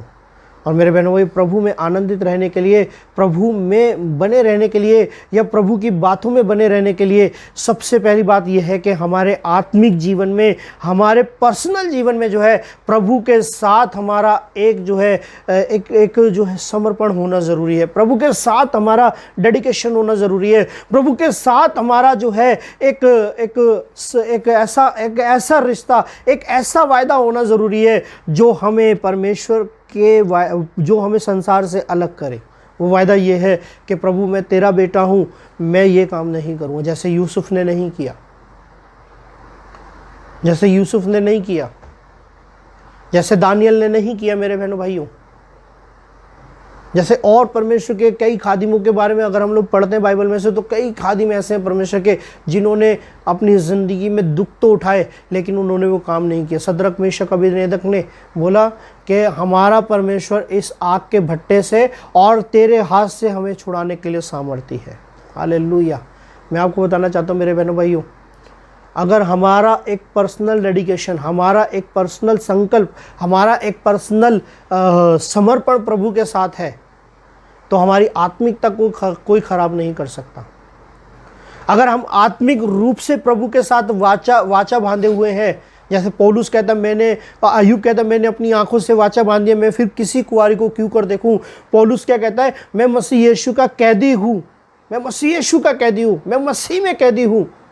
जो काम मैं करना चाहता हूँ वो तो मुझसे बनते वो मैं नहीं करता। उसकी फिलिपियो 8वीं आयत और पढ़कर हम लोग समाप्त करेंगे। वहाँ पे लिखा है, वरन मैं अपने प्रभु यीशु मसीह की पहचान की उमंगता के कारण सब बातों को हानि समझता हूँ, जिसके कारण मैंने सब वस्तुओं की हानि उठाई और उन्हें कूड़ा समझता हूँ। हालेलुया। जिसमें मसीह को प्राप्त करूँ। कहता है मैं मसीह को प्राप्त करने के लिए हर एक उस बात को, हर एक उस कल्पना को, हर एक उस इच्छा को मसीह यीशु में कूड़ा समझता हूँ। यह है पौलुस का समर्पण, यह है पौलुस का डेडिकेशन, यह है पौलुस का परमेश्वर से वायदा कि प्रभु मैंने तेरे लिए सब बातों को कूड़ा समझ लिया है, बस मैं तुझे प्राप्त करना चाहता हूँ। आज हम किसे प्राप्त करना चाहते हैं, मसीह को या संसार को? हम किसे प्राप्त करना चाहते हैं, स्वर्ग को या संसार को? वचन बताता है कि मैंने जीवन और मृत्यु तुम्हारे सामने रखे हैं, आशीष और श्राप मैंने तुम्हारे सामने रखे हैं। परमेश्वर की इच्छा यह है कि हम आशीष पाएं, हम जीवन पाएं, हम जीवन पाएं। लेकिन हमारा चुनाव आज क्या है? क्या शरीर के काम या आत्मा के काम? अगर हम शरीर के कामों में हैं तो आज भी हम नाश हो रहे हैं, हम नाश हो जाएंगे। लेकिन अगर हम आत्मा के कामों में, आत्मा के प्रति हमारा समर्पण है, तो हम यहां पर भी और वहां पर भी आशीषित रहेंगे। हालेलुया। मैं आपको बताना चाहता हूं मेरे बहनों भाइयों, आज हमें अपने साथ एक वायदा करने की जरूरत है, एक वाचा बांधने की जरूरत है। अपनी आंखों के साथ, अपने कानों के साथ, अपने हाथों के साथ, अपने पैरों के साथ, अपने ज़िंदगी के साथ एक वाचा बांधने की ज़रूरत है। और वो वाचा ये है कि मैं मसीह का बेटा हूँ, मैं ये काम क्यों करूँ? मैं मसीह की संतान हूँ तो मैं ये काम क्यों करूँ? शरीर की अभिलाषाओं को मैं क्यों पूरा करूँ? शरीर के कामों को मैं क्यों पूरा करूँ? या मैं उन बातों में क्यों जाऊँ जो मुझे हानि पहुँचाती हैं?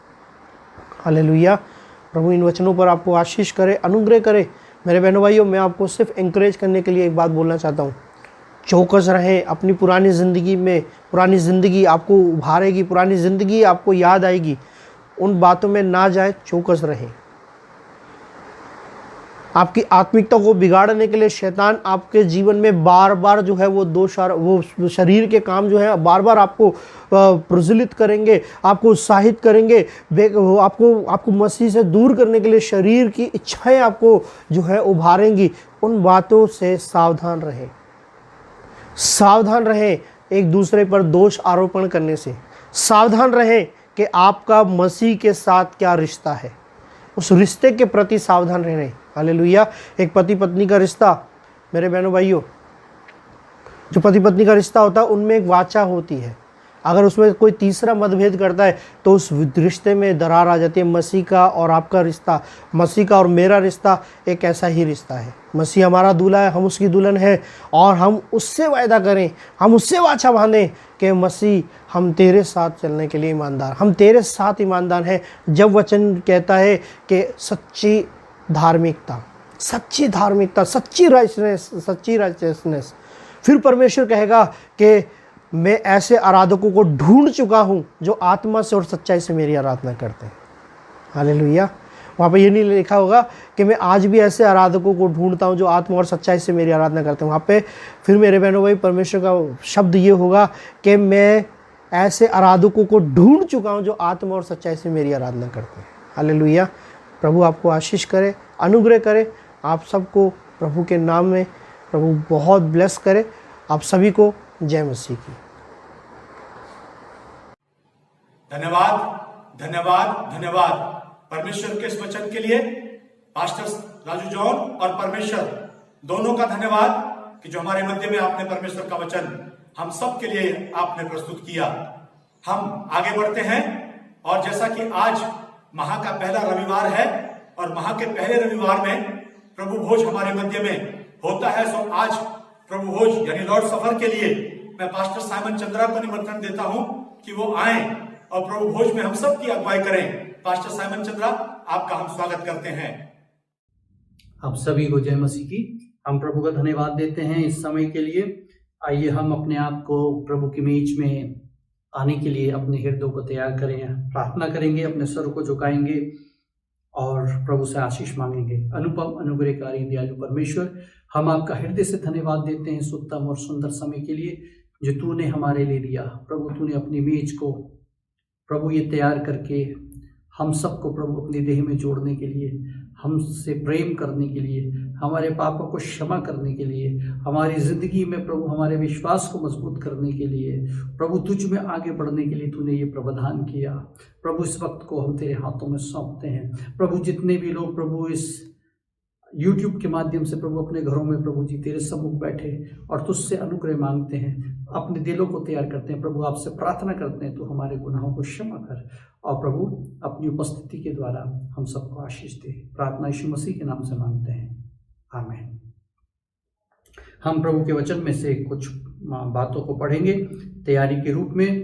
परमेश्वर के वचन में इस प्रकार से लिखा है, क्योंकि ये बात मुझे प्रभु से पहुंची और मैंने तुम्हें भी पहुंचा दी कि प्रभु यीशु ने जिस रात वो पकड़वाया गया रोटी ली और धन्यवाद करके रोटी तोड़ी और कहा, ये मेरी देह है जो तुम्हारे लिए है, मेरे स्मरण के लिए यही किया करो।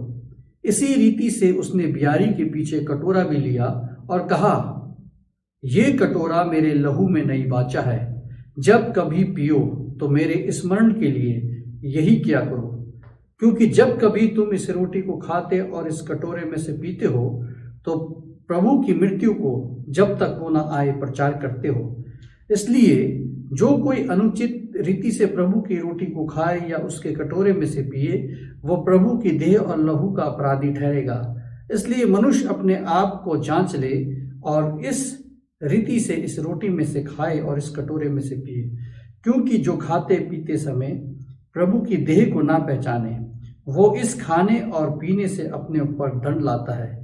इसी कारण तुम में से बहुत से निर्बल और रोगी हैं और बहुत से सो भी गए। यदि हम अपने आप को जांचते तो दंड ना पाते। प्रभु अपने वचन के पढ़े और सुने जाने पे आशीष दे। मैं निवेदन करूंगा कि हमारे परिवार में से जो भी बैप्टाइज्ड मेंबर है, बड़ा है घर का, वो इस रोटी को अपने हाथ में लेंगे। हम रोटी के लिए प्रार्थना करेंगे और उसके बाद प्रार्थना के बाद वो व्यक्ति घर में रोटी को वितरण करेगा और रोटी को हम खा लेंगे। जैसे जैसे रोटी मिलती जाएगी उसको हम ग्रहण करते जाएंगे प्रार्थना के साथ। और जब रोटी बट रही होगी तो उस समय हम लोग क्रूस का गीत भी सुनते रहेंगे ताकि हम अपने मन को प्रभु की क्रूस के ऊपर लगाएं। आइए हम रोटी को अपने हाथ में लें और रोटी के लिए प्रार्थना करें। प्रभु, हम तेरा धन्यवाद देते हैं कि तू हमसे प्यार करता है। तेरा वचन कहता है कि तूने अपनी देह को हमारे लिए तोड़ा। इसलिए प्रभु विनम्र होकर हम तेरे पास आते हैं, अपनी गलती और गुनाहों का अंगीकार करते हैं और प्रार्थना करते हैं प्रभु जी, तू हमारे गुनाहों को क्षमा कर प्रभु जी, तू हमारे पापों को क्षमा कर दे प्रभु जी, हमें जयवंत कर, हमें बलवंत कर प्रभु जी। जब ये रोटी प्रभु हमारे हाथ में है, आपसे प्रार्थना करते हैं प्रभु इसको आशीष दें। हर एक जन जो प्रभु तेरी ओर ताकते हुए क्रूस के ऊपर निहारते हुए प्रभु इस रोटी में सहभागी होने के लिए जाता है, होने दे प्रभु। तू हमारे अपराध और गुनाहों को क्षमा करना, हमें आज़ादी और छुटकारा देना, हमें जयवंत देना, पुनरुत्थान की सामर्थ्य से हमें भरपूर करना, हमें विश्वास में मजबूत करना, कलीसिया को प्रभु यूनाइट करना और अपनी महिमा के लिए इस्तेमाल करना। इसलिए इस रोटी को आशीषित करें और प्रभु हम सबको आशीष दे। प्रार्थना यीशु मसीह के नाम से मांगते हैं, आमीन। ये रोटी को हम बांटेंगे और इसी वक्त हम क्रूस के इस गीत को हम सुनेंगे।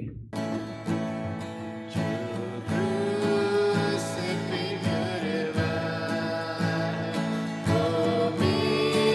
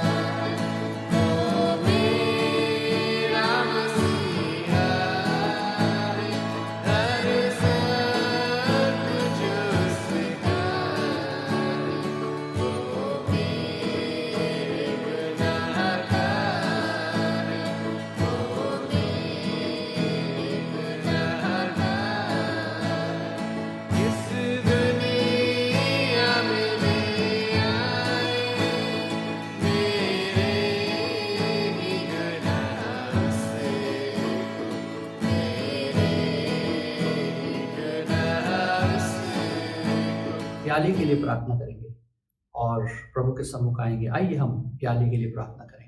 प्रभु, हम तेरा धन्यवाद देते हैं, तूने अपना रक्त हमारे लिए, हमारे पापों के लिए, हमारे गुनाहों के लिए प्रभु बहा दिया।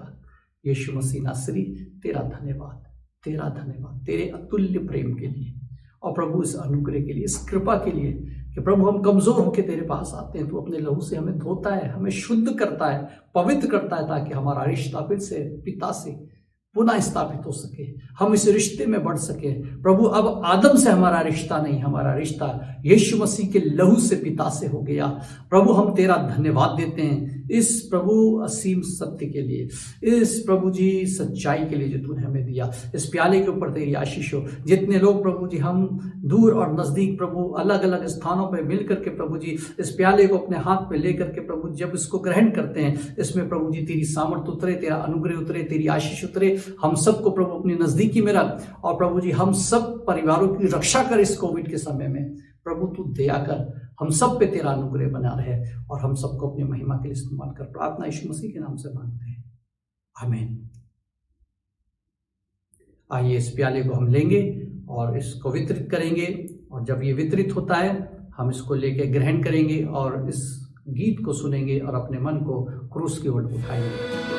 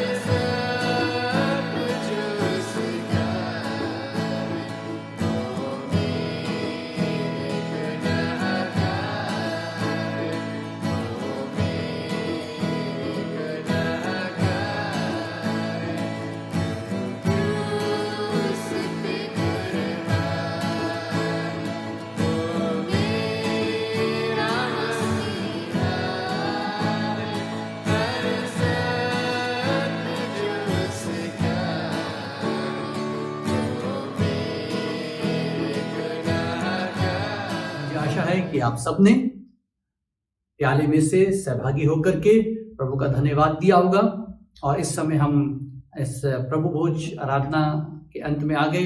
हम प्रार्थना करेंगे ताकि प्रभु हम सबको आशीष दे और उसके बाद हम आराधना में आगे जाएंगे। आइए हम प्रार्थना करें। अनुपम अनुग्रहकारी दयालु परमेश्वर, हम तेरा धन्यवाद देते हैं इस अवसर के लिए जो तूने हमें दिया। प्रभु आपसे प्रार्थना है जितने लोगों ने प्रभु तेरी मेज में सहभागी हुए सबको आशीष देना, सबके परिवार को आशीष देना और प्रभु इस लहू को हम हर एक के ऊपर लगा देते हैं जो आज लिया गया। प्रभु तू इनकी रक्षा करना, हम सबकी रक्षा करना प्रभु जी, और अपने अनुग्रह में आगे बढ़ाना। कलीसिया को जो हमारे ब्रांच चर्चेस हैं, जो हमारी सहभागिता और संगति और प्रभु मंडलियां हैं, सबको तू आशीष दे। धन्यवाद के साथ प्रार्थना यीशु मसीह के नाम से मांगते हैं, आमीन। प्रभु आप सबको बहुत बहुत आशीष दे। धन्यवाद पास्टर साइमन जी, परमेश्वर आपको बहुत आशीष दे। मेरे प्यारो, अब हमारे बीच में समय है कि हम एक गीत को सुनेंगे और इस गीत को आज हमारे मध्य में पास्टर नोएल प्रस्तुत करेंगे और जब वो इस गीत को गाते हैं उसी दौरान में आप और हम सब लोग मिलकर के जो कुछ भी हम परमेश्वर के चरणों में दान स्वरूप समर्पित करने के लिए लाए हैं उस सब को हम परमेश्वर के चरणों में समर्पित करेंगे। सो हम इस समय पास्टर नोएल जी को निमंत्रण देते हैं कि वो आए और गीत को हमारे मध्य में प्रस्तुत करें और हम सब अपने अपने दान को समर्पित करें। सबको जय मसीह की। हमारे प्रभु यीशु मसीह बहुत जल्दी इस दुनिया में आने वाला है और आकर के हम सबको वो नीले आसमान के पार ले जाने वाले हैं। आए हम मिलकर के गीत को गाएं। प्रभु हम सबको बड़ी आशीष दे। इन दिनों में हम तैयार रहें, प्रभु का आगमन के लिए तैयार रहें, अपने जीवन को भी सुधारें। नीले आसमान के पार जाएंगे, मेरा यीशु रहता वहाँ।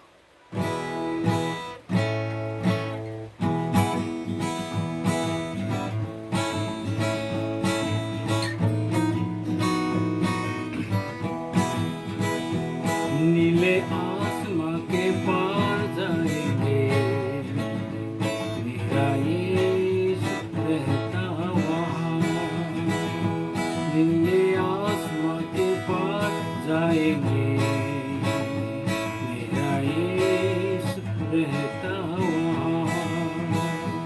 हम मिलेंगे बादलों पर, हम मिलेंगे बादलों पर, देखेगा सारा जहां, देखेगा सारा जहां, नीले आसमां के पार जाएंगे, मेरा यीशु रहता वहाँ।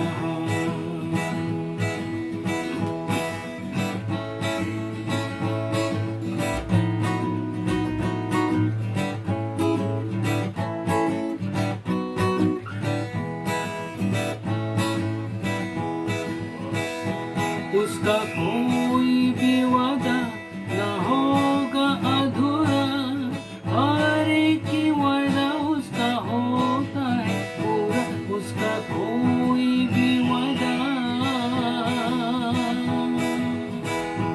उसका कोई भी वादा ना होगा अधूरा, हर एक की वादा उसका होता है पूरा, उसका कोई भी उसके आने का वादा भी पूरा होगा, देखेगा सारा जहां, उसका आने का वादा भी पूरा होगा, देखेगा सारा जहां, नीले आसमां के पार जाएंगे, यीशु रहता वहाँ, नीले आसमां के पार जाएंगे, मेरा यीशु रहता वहाँ।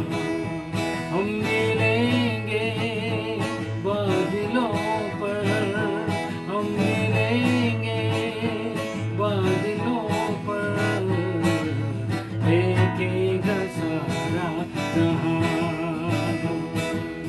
देखेगा सारा जहां।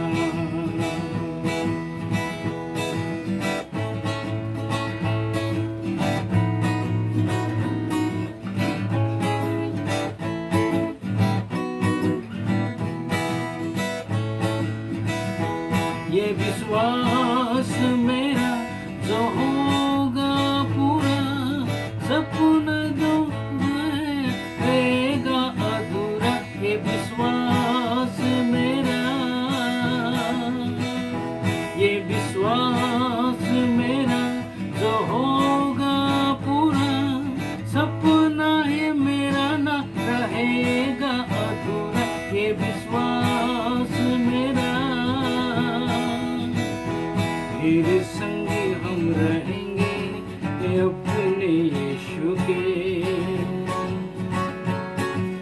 देखेगा सारा जहां, फिर संगे हम रहेंगे अपने यीशु के, देखेगा सारा जहां, नीले आसमां के पार जाएंगे, मेरा यीशु रहता वहाँ, नीले आसमां के पार जाएंगे, मेरा यीशु रहता वहाँ। हम मिलेंगे बादलों पर, हम मिलेंगे बादलों पर, देखेगा सारा जहां, देखेगा सारा जहां। Thank you. पास्टर नोएल जी, हम आपका धन्यवाद देते हैं इस गीत के लिए कि जो आपने प्रभु की महिमा के लिए गाया, और मैं सब उनको परमेश्वर के चरणों में समर्पित करता हूं। परमेश्वर आप सबको बहुत आशीष दे। जितने लोगों ने अपना हाथ बढ़ा करके परमेश्वर के सन्मुख जो कुछ भी समर्पित किया दान स्वरूप, इसके बदले परमेश्वर आपको 40 गुना, 60 गुना, 100 गुना लौटाए। कोई कमी घटी आप लोगों के जीवन में न रहने पाए, ऐसी मेरी परमेश्वर से विनती और प्रार्थना है। आइए मेरे प्यारों, अब हम इसके लिए प्रार्थना करेंगे। जो कुछ भी दान समर्पित किया गया है और आज हमारे मध्य में दान के लिए धन्यवाद देने के लिए, परमेश्वर के चरणों में समर्पित करने के लिए, प्रार्थना में अगुवाई करने के लिए पास्टर मनोज दिल्ली से हमारे मध्य में है। मैं पास्टर मनोज जी को निमंत्रण देता हूं कि वो प्रार्थना में हमारी अगुवाई करें। आइए हम भेंट की प्रार्थना में चलेंगे और हम जो दान उठाया गया उसके लिए प्रार्थना करेंगे। Hallelujah hallelujah hallelujah hallelujah hallelujah. स्वर्गीय महान पिता परमेश्वर, प्रभु राजाओं के राजा, प्रभु के प्रभु, हम आपके सम्मुख आते हैं। खुदावन प्रभु धन्यवाद करते हैं प्यारे परमेश्वर, सुबह से लेकर प्रभु जी अब तक आपने हमें संभाल के रखा। प्रभु सारी जरूरतों को पूरा करा प्यारे परमेश्वर, प्रभु हमारी कमी घटी को पूरा करा प्यारे परमेश्वर, हमें सुंदर सुंदर भोजन दिया, सुंदर सुंदर वस्त्र दिए प्रभु, हमें सारी जरूरतों को पूरा करा प्रभु, हम उसका धन्यवाद करते हैं। प्यारे परमेश्वर प्रार्थना करते हैं प्रभु, अपनी दुआवंती को लेकर आते हैं खुदावन कि जो प्रभु भेंट तेरे राज्य में उठाई गई है खुदावन प्रभु, आप उसको छूकर प्यारे परमेश्वर आशीषित करें प्यारे परमेश्वर। वो भेंट प्रभु लाखों गुना करोड़ों गुना पिता परमेश्वर अपने प्रतिफल को लाए पिता परमेश्वर प्रभु। और प्रभु ये जो भेंट उठाई गई है खुदावन, ये दिन दोगुनी रात चौगुनी प्रभु आपके राज्य में बढ़ती चली जाए। और जिन पिता परमेश्वर जिन्होंने प्रभु अपने खून पसीने की कमाई से प्रभु अपनी घटती और बढ़ती में से दिया खुदावन प्रभु, उनको आशीषित करें यीशु राजा, उनको प्रभु जी आप प्रतिफल दें। और जो जन प्रभु जी किसी कारणवश नहीं दे पाए खुदावन, उनको भी ऐसी आशीष दे खुदावन कि प्रभु वो सबसे अधिक देने वाले बने प्यारे परमेश्वर। और प्रभु तेरे वचन में भी लिखा कि प्रभु जी जो पिता परमेश्वर आंसुओं से बोते हैं प्रभु प्यारे परमेश्वर, प्रभु हंस के साथ लबने पाते हैं।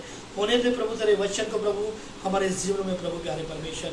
ये भेंट पिता परमेश्वर हमारे लिए प्रभु चंगाई के मार्ग खोले प्रभु, ये भेंट प्यारे परमेश्वर हमारे आशीषों के रास्ते खोले प्रभु, ये भेंट प्यारे परमेश्वर हमारी कंगाली को दूर करे खुदावन यीशु राजा।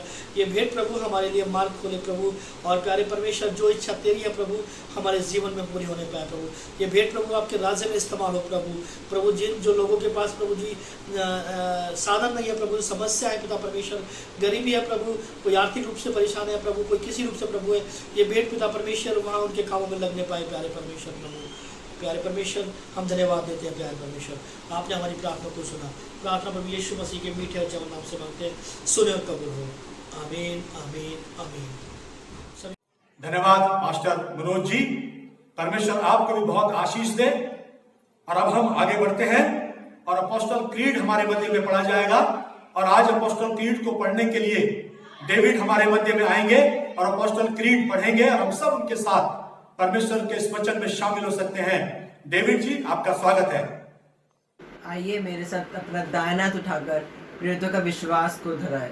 मैं विश्वास करता हूँ स्वर्ग शक्तिमान पिता परमेश्वर पर, जिसने आकाश और पृथ्वी की रचना की, और उसके इकलौते पुत्र हमारे प्रभु यीशु मसीह पर, कि वह पवित्र आत्मा की सामर्थ्य से बेधारी होकर कुंवारी मरियम से उत्पन्न हुआ, पेंतुस पिलातुस के राज्य में दुख उठाया, क्रूस पर चढ़ गया, मारा गया, गाड़ा गया, अधोलोक में गया, तीसरे दिन मृतकों में से जी उठा, स्वर्ग पे चढ़ गया और पिता परमेश्वर के दाहिने हाथ बैठे हैं, जहाँ से वे जीवितों और मृतकों का न्याय करने को आएगा। विश्वास करता हूँ पवित्र आत्मा पर, विश्वासियों की मंडली पर, संतों की संगति पर, पापों की क्षमा, देह के जी उठने और अनंत जीवन पर। आमीन। डेविड आपका बहुत धन्यवाद, परमेश्वर आपको बहुत आशीष दे इस वचन को हमारे मध्य में पढ़ने के लिए और हम सब की अगुवाई करने के लिए। समय है मेरे प्यारों की लॉर्ड्स प्रेयर और बेनिडिक्शन। हमारे मध्य में आज पास्टर धर्मेंद्र लॉर्ड्स प्रेयर और बेनिडिक्शन में अगुवाई करेंगे। सो मैं पास्टर धर्मेंद्र जी को निमंत्रण देता हूं कि वो आए और प्रार्थना में हमारी अगुवाई करें। शालोम आप सभी को जय यीशु मसीह की। आइए हम प्रभु की प्रार्थना को एक साथ दोहराएंगे। आप मेरे पीछे पीछे इस प्रार्थना को दोहरा सकते हैं। हे हमारे पिता, तू जो स्वर्ग में है, तेरा नाम पवित्र माना जाए, तेरा राज्य आए, तेरी इच्छा जैसे स्वर्ग में पूरी होती है वैसे ही पृथ्वी पर भी हो।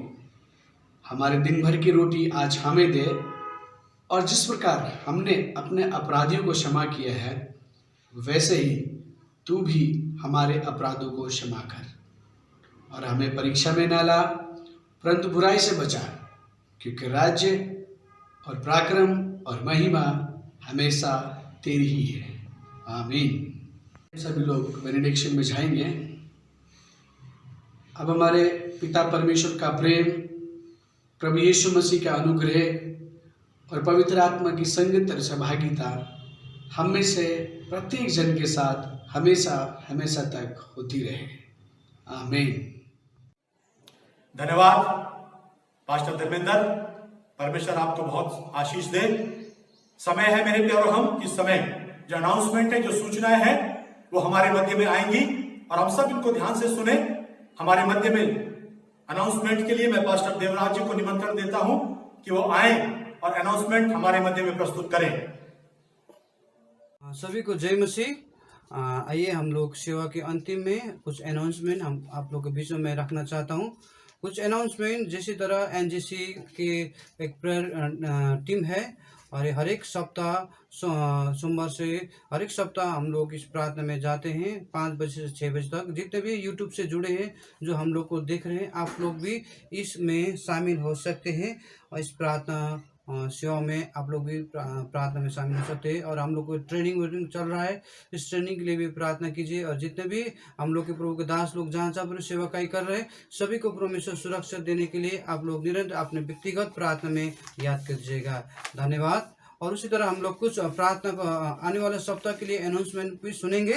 आने वाले सप्ताह 9 तारीख को सेवाकाई होंगे और ऑनलाइन द्वारा यूट्यूब पे। उसमें लीडिंग करेंगे पास्टर धर्मेंद्र और प्रेयर और साम्स रीडिंग करेंगे पास्टर नोएल और वर्शिप और करेंगे प्रेम और फैमिली और इंटरसेसर प्रेयर करेंगे पास्टर राजू, जो दिल्ली से प्रभु को वचन लेके आ रहे हैं, पास्टर साइमन और टेस्टमनी लिंक के आ रहे हैं मिस्टर संजय वर्मा। और ऑफरिंग के लिए सॉन्ग लेके आ रहे हैं दिल्ली से रोहिणी और टीम। और ऑफरिंग प्रेयर के लिए प्रेयर कर रहे हैं पास्टर राजू जॉन और एपोस्टल क्रीड जो पढ़ेंगे आयुष। और उसी तरह लॉर्ड और बेनेडिक्शन करेंगे पास्टर महेश और महेश। इसी तरह परमेश्वर की महिमा होने पाए, जो हम लोग अनाउंसमेंट आप लोगों के बीच में रखे। ठीक है, धन्यवाद। सभी को प्रभु आशीष करे। जय मसीह। हालेलुया। उस परमेश्वर की महिमा, उसकी स्तुति। आज की आराधना समाप्त हुई। मैं परमेश्वर से निरंतर आप सब लोगों के लिए यही प्रार्थना करूंगा और हमेशा हम यही प्रार्थना करते हैं कि परमेश्वर हम सबको, जितने भी हम इस आराधना से जुड़े हुए हैं और जो जो इस आराधना में शामिल होते हैं, परमेश्वर के वचन को सुनते हैं, परमेश्वर उनको आशीष दे, उनकी प्रार्थनाओं को सुने, हमारे पापों को क्षमा करे, हमें माफ करे और पूरे विश्व और हमारे देश के ऊपर प्रभु अपना अनुग्रह बनाए रखे। इस आशा के साथ कि जब तक हम अगली आराधना के लिए ना मिले, परमेश्वर आप सबको आशीष दे। हम इस आराधना को यहीं पे समाप्त करते हैं। आप सबको जय मसीह की।